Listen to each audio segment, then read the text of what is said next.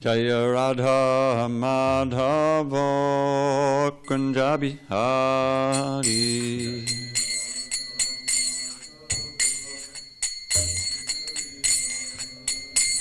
Jaya Radha Madhava Kunja Bihari.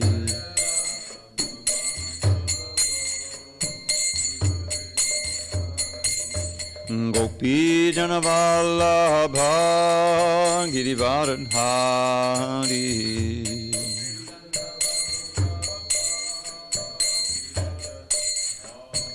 Jai Gopi Janavallabha Girivaradhari.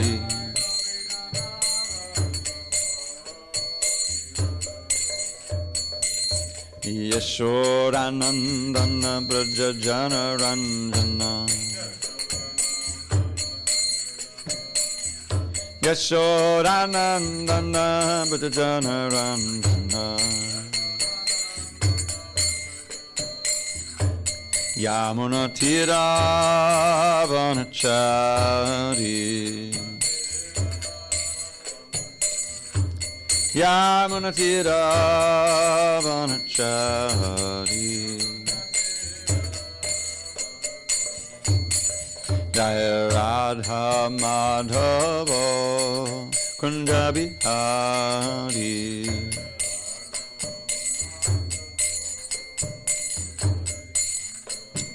Jaya Radha Madhava Kunja Bihari.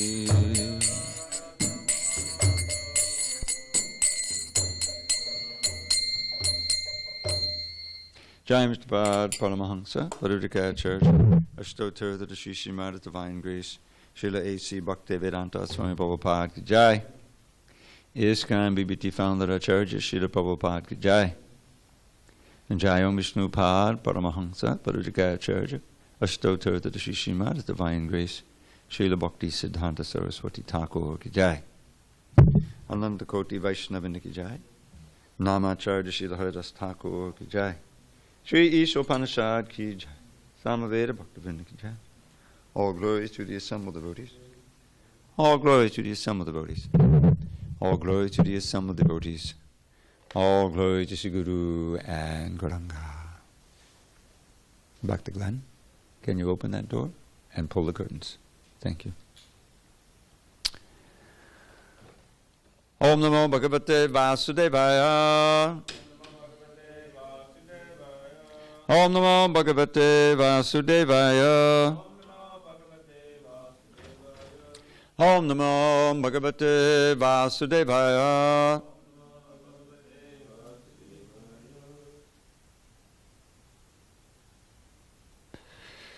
On this 12th day of August 2019 in SanDiego, we're reading from Sri Isopanisad, translation and commentary by His Divine Grace, A.C. Bhaktivedanta Swami Prabhupada. And we're beginning mantra 7 today. We don't have the verse written on any board, but I'll try to just maybe chant 1 or 2 words at a time so you can do it. Those who have devices can look at them. Yasmin sarvani bhutani Atmaiva bhud Vijanataha Tattako moha Kakshokha Ekatvam Anupashyataha. Okay. Yasmin sarvani bhutani Atmaiva bhud Vijanataha Tattako moha Kakshokha Ekatvam Anupashyataha.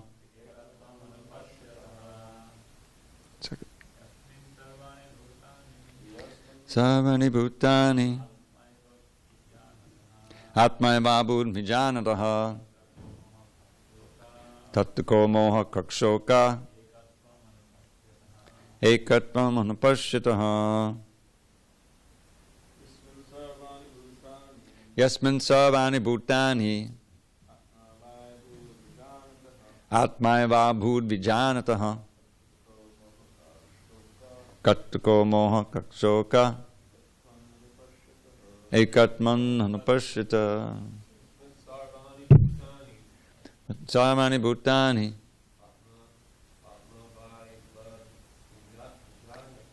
atmayava budvijanataha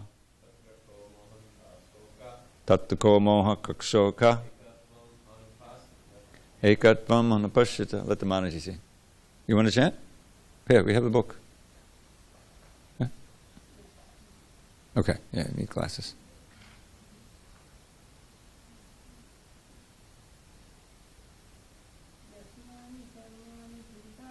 Yasman savani bhutani atmayava budvijanataha tattako moha kakshoka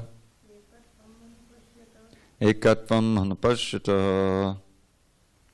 Okay. Word by words. Yasmin in this. Okay. Yasmin in. Okay. Yasmin in the situation. Sarvani, all. Bhutani, living entities. Atma, the chit kana, or spiritual spark. Eva, only. Abhut, exist as. Vijanataha, of one who knows. Tatra, therein. Kaha, what? Moha, illusion. Ka, what?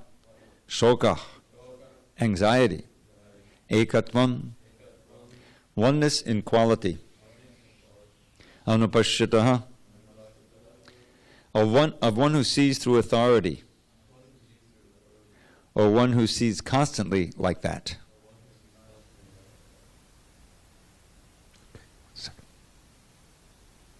Translation.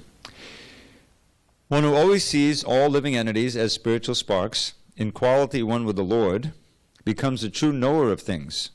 What then can be illusion or anxiety for him? Now this verse is very similar to the previous verse, so there may be some repetition, but I think this is new for us. Purport.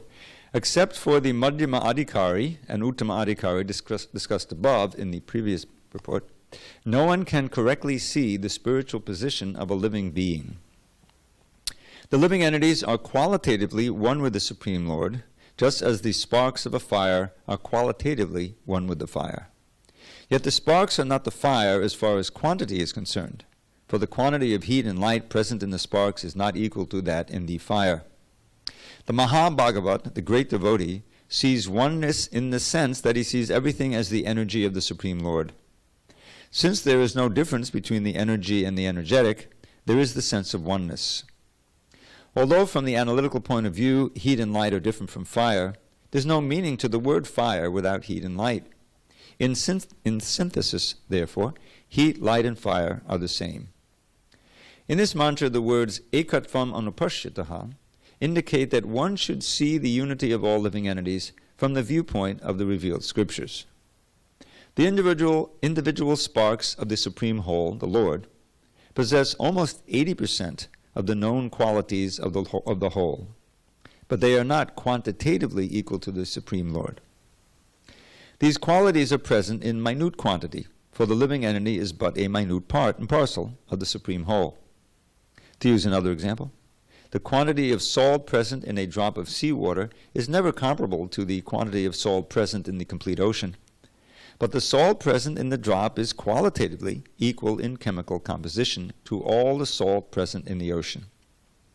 If the individual living being were equal to the Supreme Lord, both qualitatively and quantitatively, there would be no question of his, the living entities, being under the influence of the material energy. In the previous mantras, it has already been discussed that no living being, not even the powerful demigods, can surpass the Supreme Being in any respect.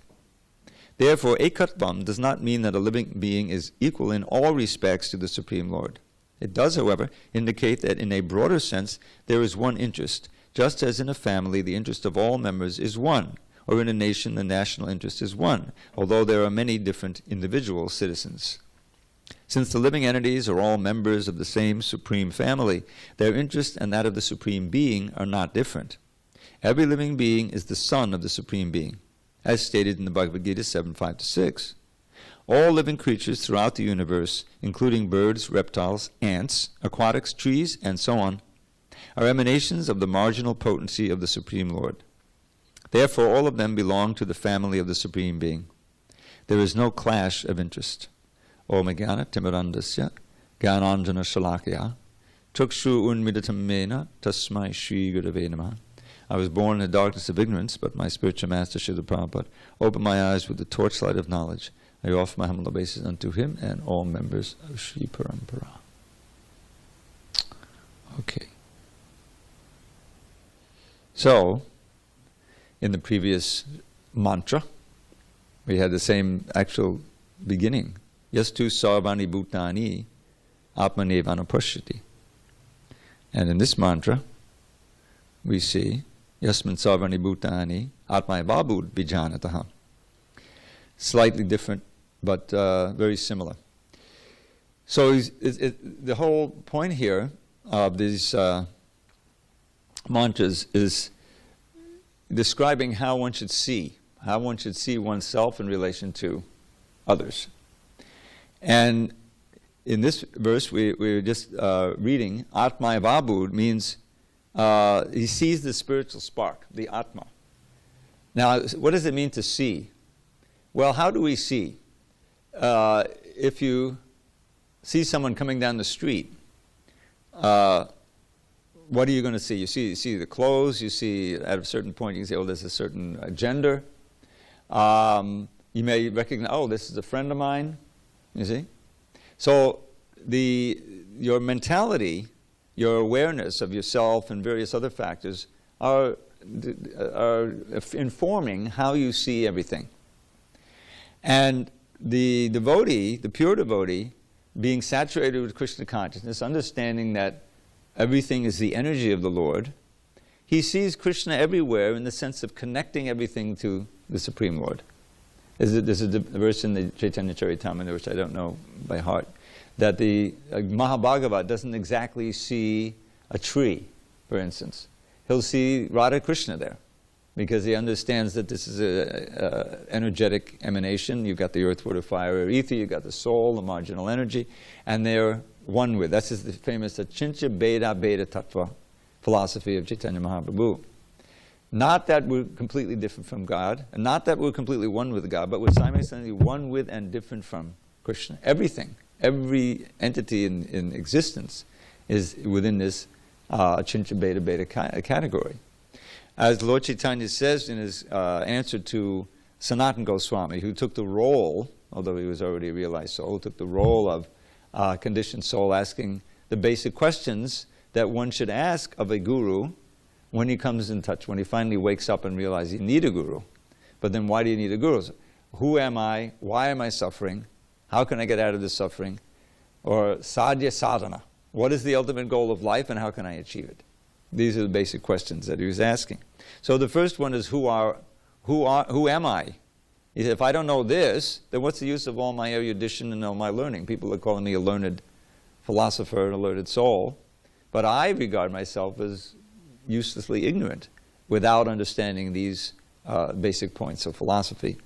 And one cannot really understand that until he approaches Amnaya. Amnaya is defined as the Parampara and the Shastra, genuine Shastra, which Srila Prabhupada came to give us. When he arrived in America, he personified both.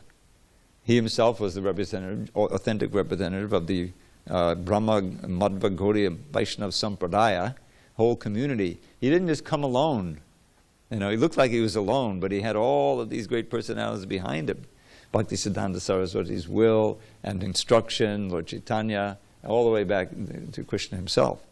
So, as he said once, I never felt alone, even though I was so-called struggling alone for some months in New York, trying to get a footing in the movement. So this Amnaya is said to be the source of that knowledge beyond the ken of our material senses and mind. Krishna is known as Adhokshaja. This name is often used when speaking about the very beginning stages of bhakti. Because Adhokshaja means one who is beyond the range of material senses and mind. Akshaja is knowledge produced by the inductive process, the famous ascending process, the scientific method, which is what everyone relies on, right, to find out the so-called truth. So, but our senses are limited, our mind is limited. We have these 4 defects. I always like to think of them in order. It seems the most logical way. We obviously have limited senses. I can't see through this wall. I can hardly see normally. So they're obviously limited. The ears are limited. All the senses have their limitations. And therefore, with our limited knowledge gleaned through the senses, we make mistakes. The biggest mistake we all make is that everyone's convinced we're the body. What else could I be, right? So the ordinary person, I mean, is like, duh, of course I'm the body. That's my identity. I was born such and such, and my age is such and such, race, education, gender, family, everything, right? I'm a Californian because I live in California. It's part of my identity. But you're not the body. All of these things pertain to the body.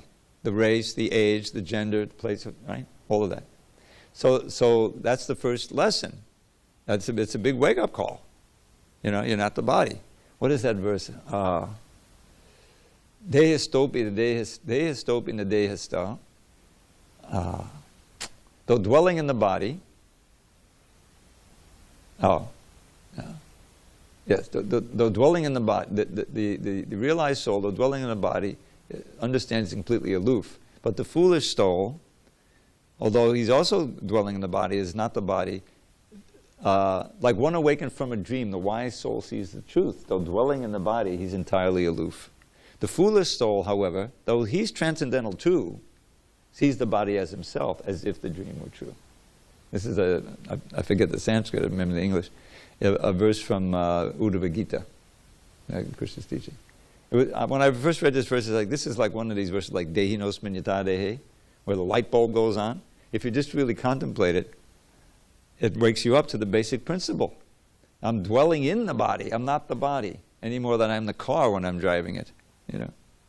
So if you understand that and you see the world that way and you see others that way, then it changes your whole outlook and your relationship with everyone.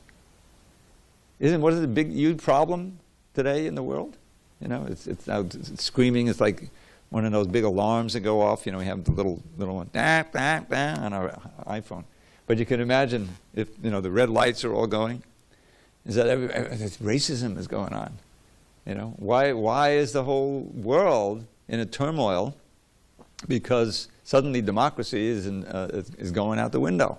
And you have all of these authoritarians going on from India to Poland to Hungary to the United States because there's tremendous migration going on. Not just the United States, but everywhere because of climate change, because of war. In other words, people will be very liberal in Sweden. As long as the people, they stay they are, we can be very, but as soon as they start coming in waves and invading your space, then people want to stop that. So people are seeing others in terms of their socioeconomic position, their race, they're seeing materially, the externals. This is a disease, the skin disease, probably would call it. And it starts with us. Unless one gets in touch with the knowledge that can penetrate the whole covering of illusion and dream, which is engendered by the living entity being under the modes of material nature, then you have no hope. The whole thing is a huge dream, the material life.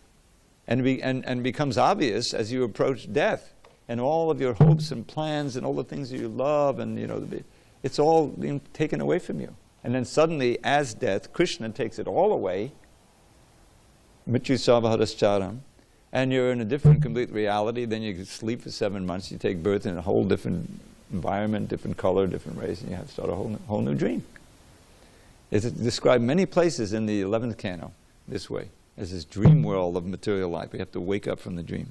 So Isopanisad helps us to wake up, as all the Prabhupada's books do. So one who sees the living entities as spiritual sparks. Sparks of what? Of the complete fire of Krishna. So they see they're spiritual. I'm a spirit. and we're all part and parcel of Krishna, the Supreme Father. So we're all brothers.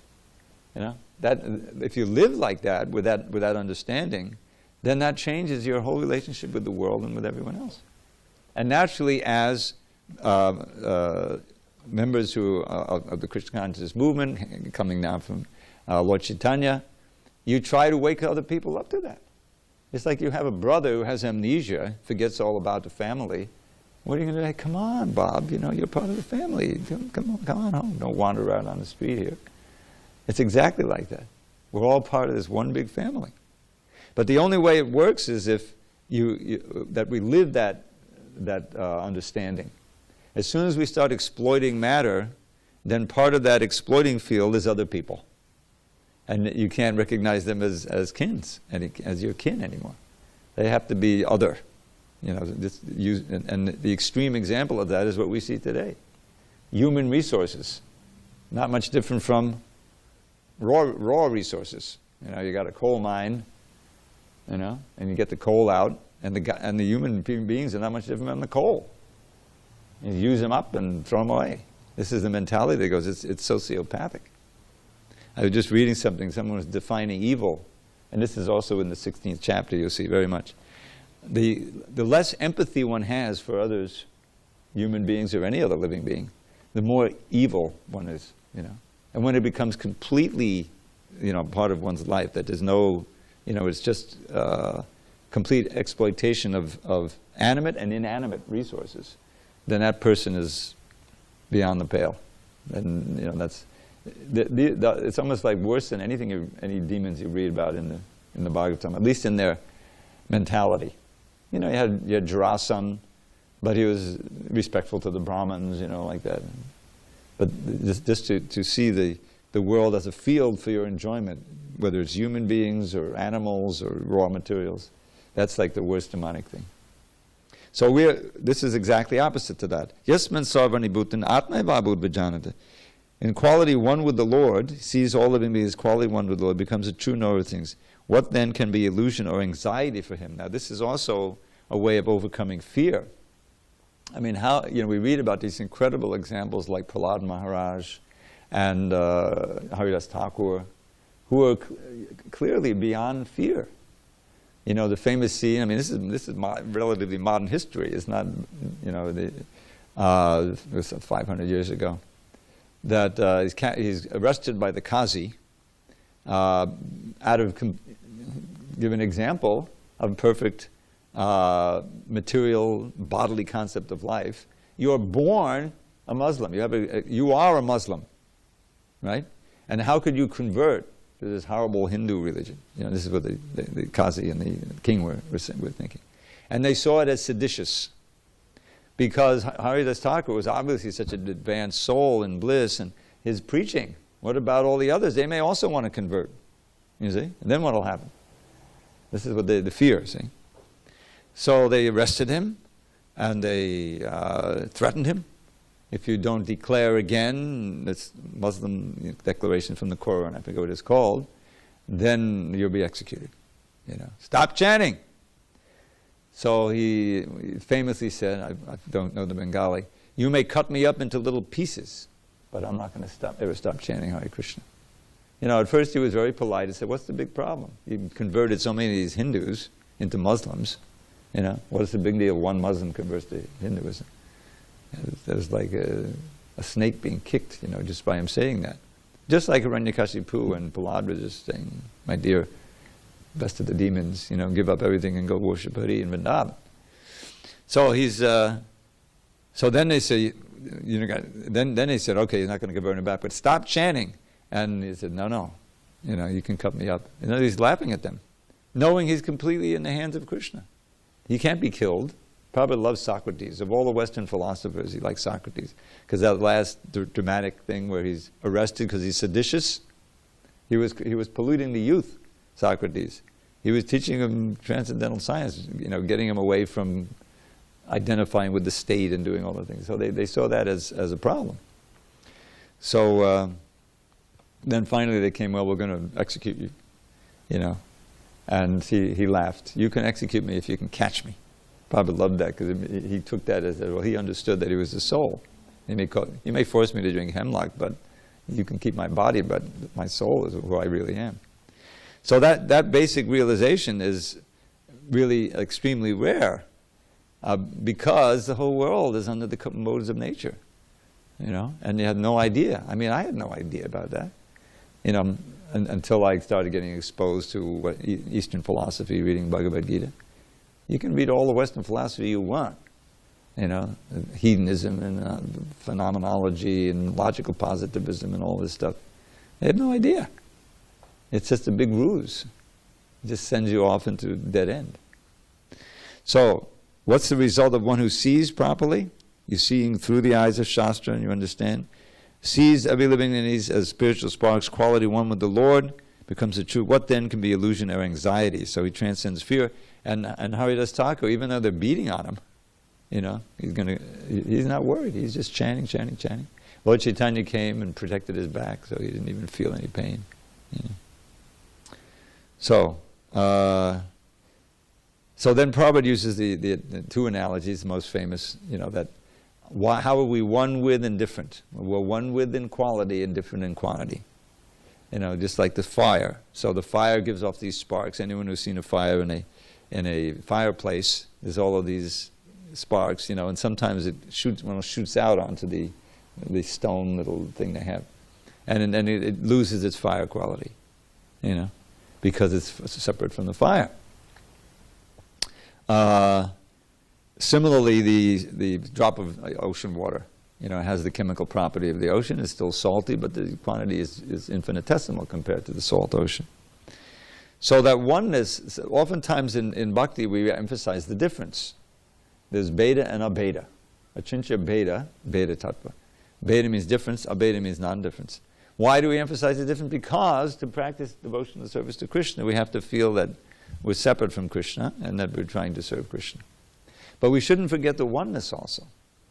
Because this is really the basis of this whole truth, that if we please Krishna by any of the process of devotional service, beginning with becoming absorbed and thinking about him through chanting or other means, then we'll feel pleased automatically because we're part and parcel of Krishna.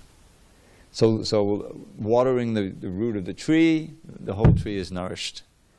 While that's going on, the ignorant fruits and flowers may complain, hey, why don't you water us? Just be patient. This water going to the root is the best way that you're going to be happy. Similarly, when we begin devotional service, our mind is not fixed on Krishna so much, so there's austerity. We don't feel comfortable giving up all the things that we used to enjoy, but we know our intelligence has been purified by hearing from Shastra or Guru, Sadhus, and other devotees. This is the right way to do. This is the proper thing to do. And so you follow the four regs, a little difficult, keep chanting. And then before long, the taste of Krishna, Krishna's name and everything, starts to become sweeter. You're getting the mercy of Krishna. You're not feeding the flames of lust, anger, and greed, and it's starting to bank. This is the way the mind works. If you don't feed it, you go to something else. So you're doing the things that are helping you to remember Krishna and serve Krishna. And before long, somehow there's this inexplicable, mysterious pleasure that's coming because you're pleasing Krishna. And we're part and parcel of Krishna. So that oneness is important. The pure devotees, they have absolutely no desire in their hearts except doing something to please Krishna. Finding out what's the most pleasing thing to you. Oh, are you preaching? Okay, I'll go and do all this austerity going to the West. It's obviously what my guru wants, is what Lord Chaitanya wants. And, it's like do or die.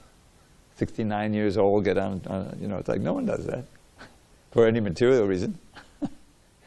But Prabhupada was in ecstasy, sacrificing everything, So we have the examples. We have the perfect example in Prabhupada and the sincere followers who sacrifice everything for Krishna. And then you look back on your life and you say, wow, I'm so glad I didn't waste it. You know that there's 3 people in this country who have more wealth than 50% of the whole country. The guy who runs Amazon, the guy who runs Microsoft, and that big, I forget this one other guy. Yeah, money manager. So you look at their faces, they don't look happy. They don't look happier than, devotees in a kirtan,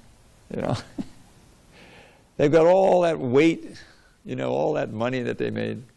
And they're all old now. Well, the Bezos isn't that old, but, it won't be long before Bill Gates is gone. And Buffett also. So what's going to happen? What did they really accomplish from all that? Nothing.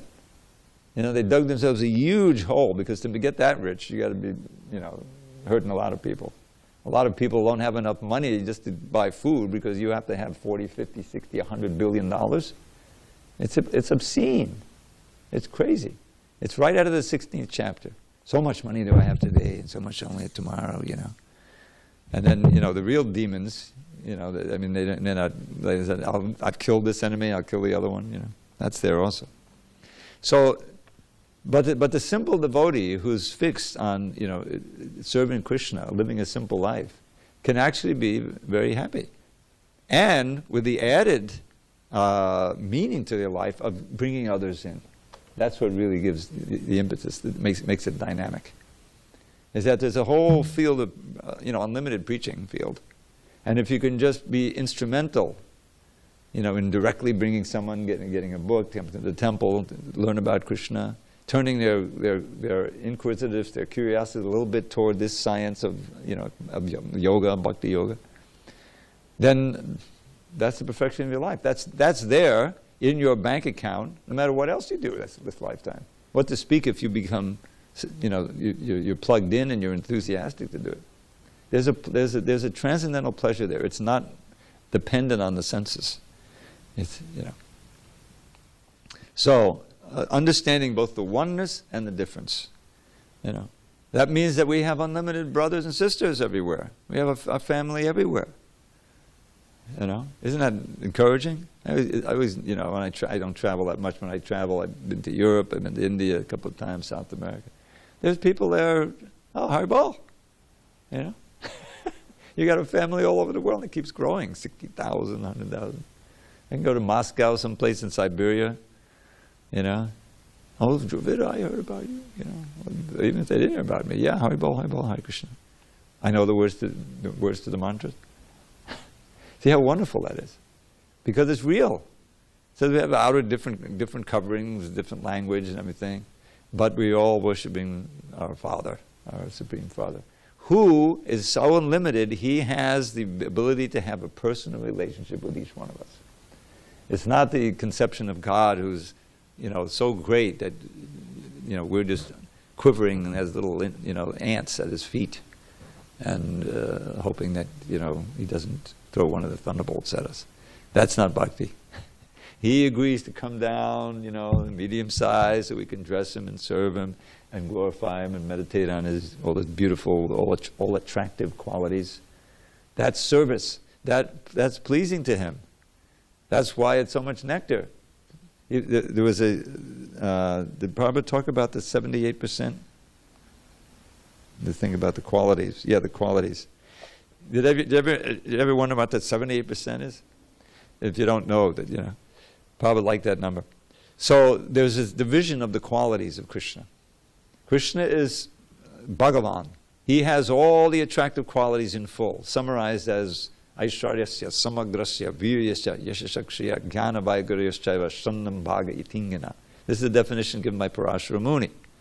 He's the father of Vyasadeva, very learned. So he summarized, one who has Samagrasya, in complete measure, in other words, infinitely, wealth. Now wealth, Aishwarasya, also means controlling power. It comes from the word Ishvara. So Aishwarasya means controlling power. How do you control? By getting all the money.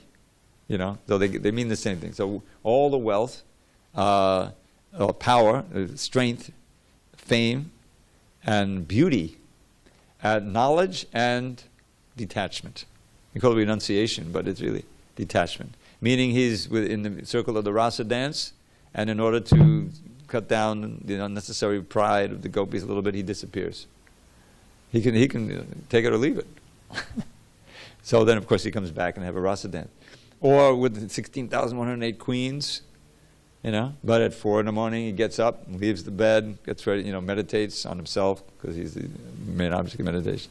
And then he goes to work. What's his work? He goes to participate in the sabha, to run the city and everything. So the point is that Krishna has all those 6 qualities in full, and then they're divided. What makes him beautiful? Well, there's all kinds of beauty. There's how you walk, how you look, how you smell. Everything is perfect for Krishna. So there's 50 qualities that we can also share in minute degree. What does it say? I am neta sudam yanga sarva sarlakshanan vitarudi. There's the Sanskrit for those 64 is there in the Bhakti Rasamrita Sindhu and is quoted in the Chaitanya Charitamrita. So I remember, meditating on it, because we're trying to become absorbed in thinking of Krishna. Well, what if I want to become absorbed in thinking of Joe Smith? Okay, what does he look like? Where does he work? How does he deal with other people? There's so many qualities. Then you get an idea of the personality. So for personality, you have basically 4 things: the name, the form, the qualities, and the activities. Nama, Rupa, Guna, Lila. And because Krishna is absolute, if you just chant his name perfectly, you'll realize all of them. The name contains everything, But we want to hear about the Leela. That's why Prabhupada took so much trouble giving us Krishna book. Because, we're chanting Hare Krishna, we don't know anything about Krishna. So he stopped writing the Bhagavatam, because the Bhagavatam is so vast, and he just did the 10th canto, summary study.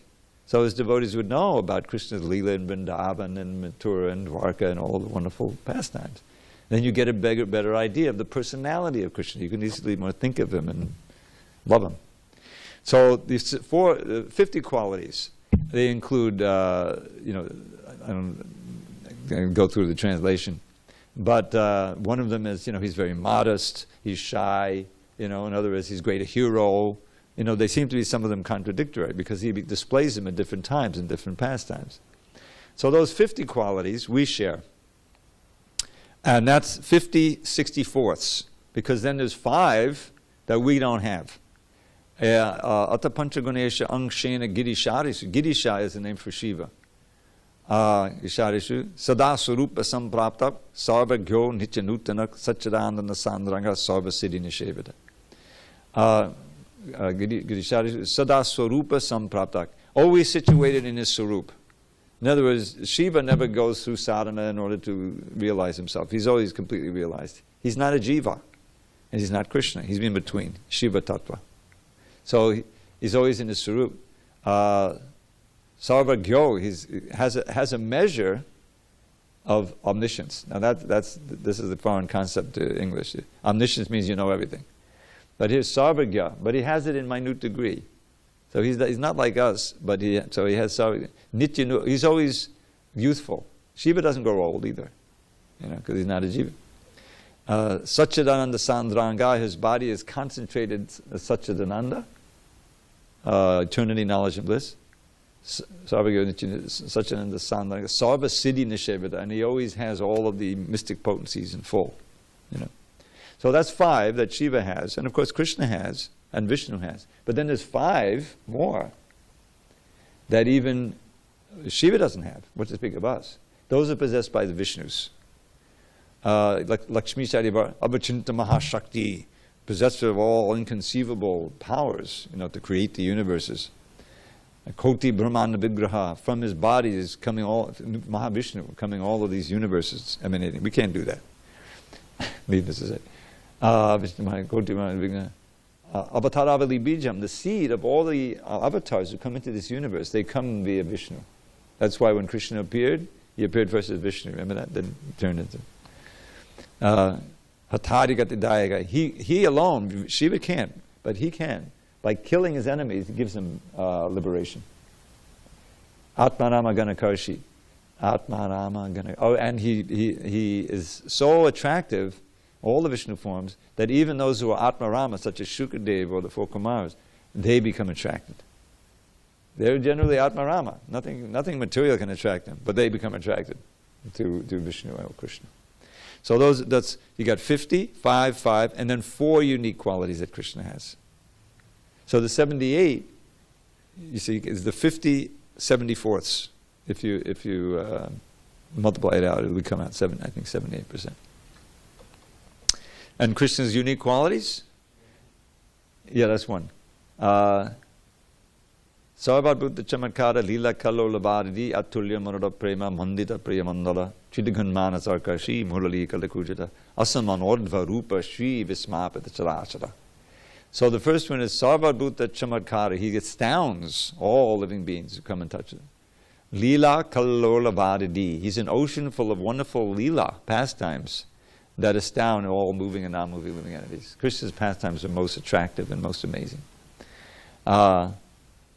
This is about the gopis in the rasa dance. He's always surrounded by devotees, the gopis, who are at the highest levels of intense madhurya ras. You know?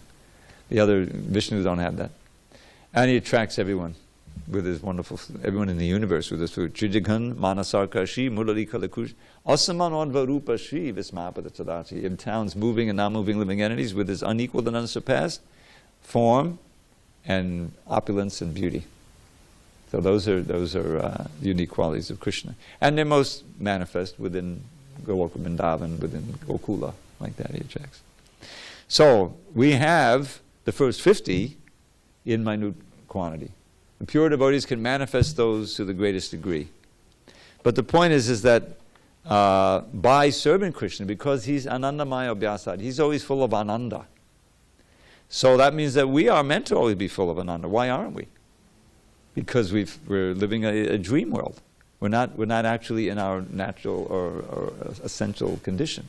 So Krishna consciousness is meant to bring us back to our normal condition of simply being like Krishna's hands and legs, serving his pleasure, and he's reciprocating on a totally personal level.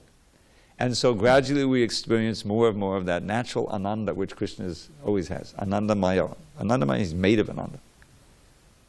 So you see where the oneness is so important. It's a paradox, because when we think on a material plane, how can I be happy?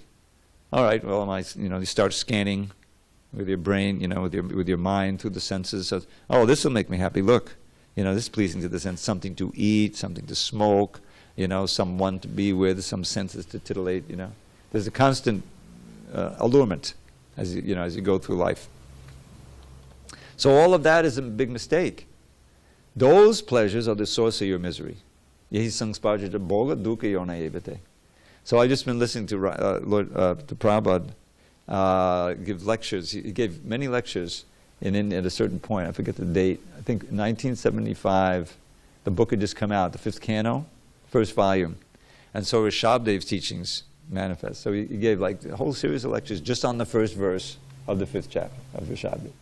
Nayam deho deha bhajang niloke kashtan kaman harate vidbhujange tapo divyam puttakayin sattvam shuddye jasmam brahmasaukyam tanantam. A lot of devotees memorized that verse when it first came out. Probably emphasizing it so much, quoting it.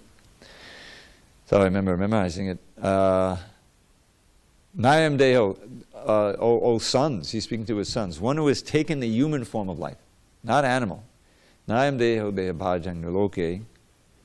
Kashtan kaman, should not work very hard to attain the object of the senses, the kaman, which is the same format of life for the stool-eating hogs.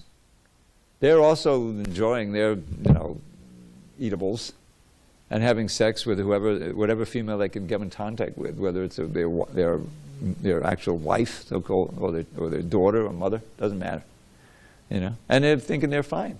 So no, this is a waste of human life. So what's the alternative? Tapo divyam putraka yena sattvam shuddye jasma brahmasokyam tanantam. So it's all about pleasure. This first verse. It says, don't degrade yourself with the animalistic pleasures. That'll just cause so much misery.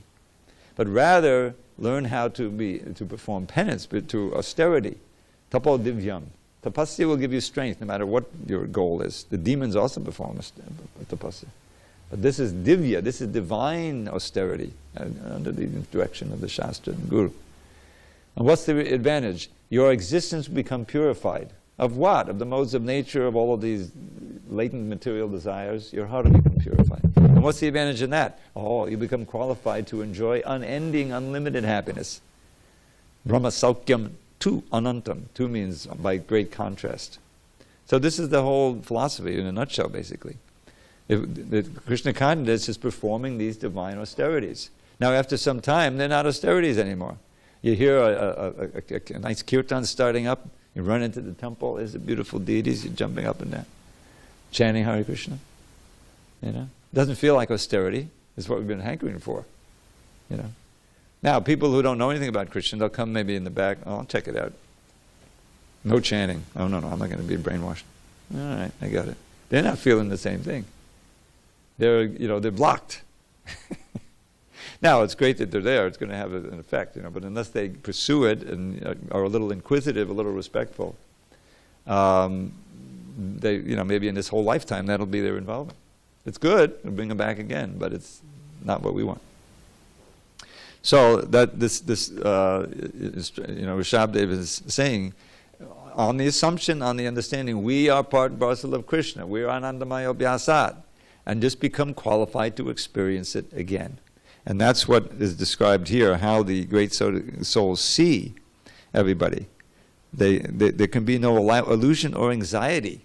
On the other hand, there is actual happiness and bliss, even in dangerous circumstances, because you feel you're completely connected to Krishna and conscious of Krishna, and he's filling your heart, with wonderful feelings. So that's what's being described here. This Isopanisad really takes us, all the way to the goal. In a few verses, we're going to start hearing some prayers from whoever is writing this Isopanisad. That's why we get the Isopanisad of all the Upanishads. It's about Isha. It's about Krishna. Now, Gopal Talpani is also about Gopal, but it's much longer involved. This is very concise. Hare Krishna. Any discussion? I'm sorry, I'm 3 minutes over.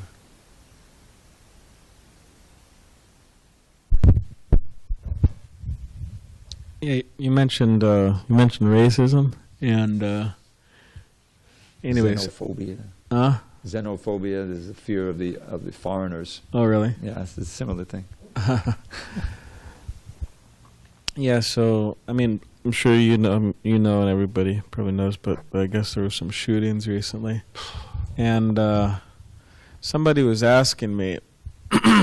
They asked me the question. They said, "So, what can we do as devotees?" So they said, "Oh, I know we could pray, but what else can we do practically as devotees to help, the world situation?" So how would you answer that question?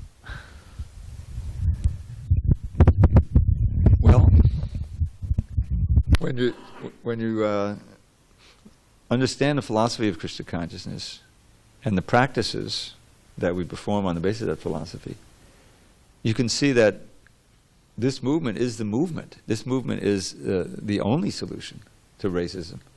Do we have racism here? We got like 3, maybe 4. There's no consciousness of it. Our wonderful Bhakta Jamal, to grow up in this country with the background of all those hundreds of years of slavery of black people from Africa, I'll tell you an interesting story.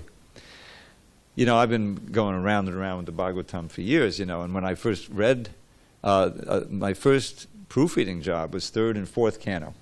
So 1974, reading the 4th canto, and we come across this pastime of Vena and Prithu, and how did Prithu get born? Well, they killed Vena with high-sounding words, hum, it's in the synonyms if you look at it. And then they want to. I think there was some delay. They came back and his body had been preserved by his wife.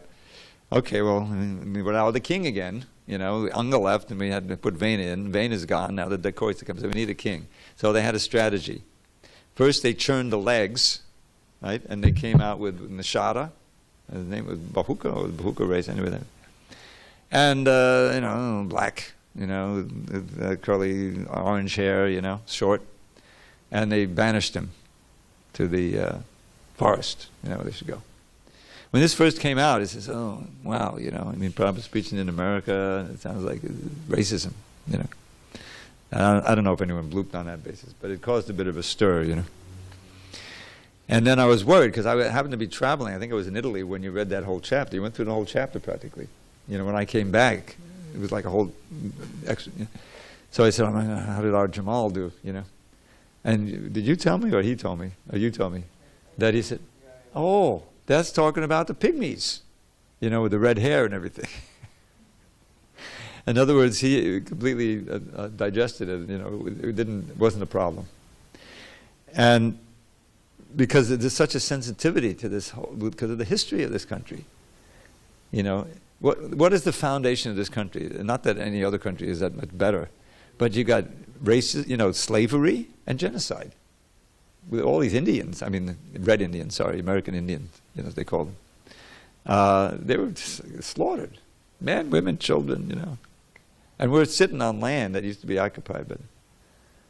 So obviously the whole thing was based on gross bodily conception of life. And then slavery for hundreds of years, horrible. It's in the blood here. It's in anyway. So Krishna consciousness begins by attacking that at its root, that whole misconception. The body is just, second chapter, Vasangsi Jinani Yatadihai. It's just like a coat you're wearing temporarily, a human coat. Even the species, the soul is going through so many species, so many colors, so many different things. And so when you actually live on that platform, and you're chanting and hearing, and that's the solution to racism. Exactly what this verse is about. You see everyone as the spirit soul, part and parcel of God.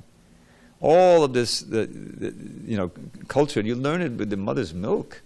I mean, this is how these demonic philosophies are propagated. And so, Krishna consciousness is the antidote, the only antidote. Otherwise, we're Americans. No, that's also a fallacy.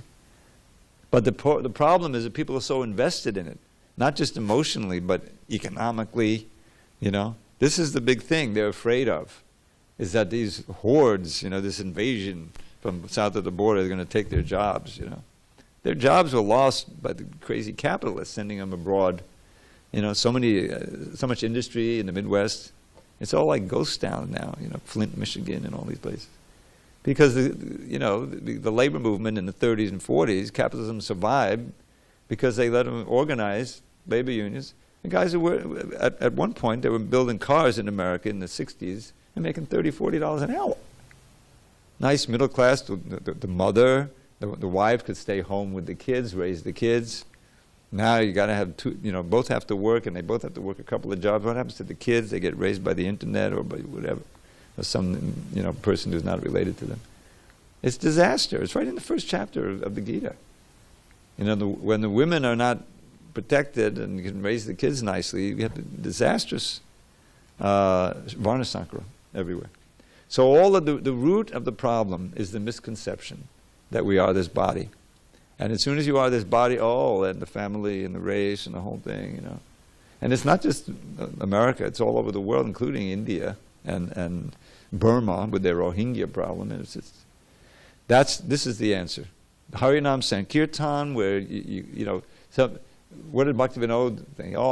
When will that day come when the Americans and the French and the Germans and the English and the Russians will all come and dance and chant in Mayapur? And I remember at 75, when I was there the first time, all these devotees, Prabhupada was there, the CC had just come out, everyone had learned so much about Chaitanya Mahaprabhu, and there we were. There weren't that many Russians, it was still, Soviet Union. But still, it was like United Nations, Hare Krishna, Hare Krishna. And nobody was, So the answer is, Krishna consciousness is the one solution to that. Because it attacks the whole problem, the bodily concept of life. And but people have to live simply. If you get attached to a certain level of lifestyle that's artificial, and then you see it threatened, then the philosophy is not going to take. That's why simple living is so important. you know, and cultivating the inner aspect, the understanding, intelligence, and seeing differently, and living the philosophy. And it's free. Anyone, you know, can chant Hare Krishna and benefit. That's the answer. All glories to Srila Prabhupada. Haribol.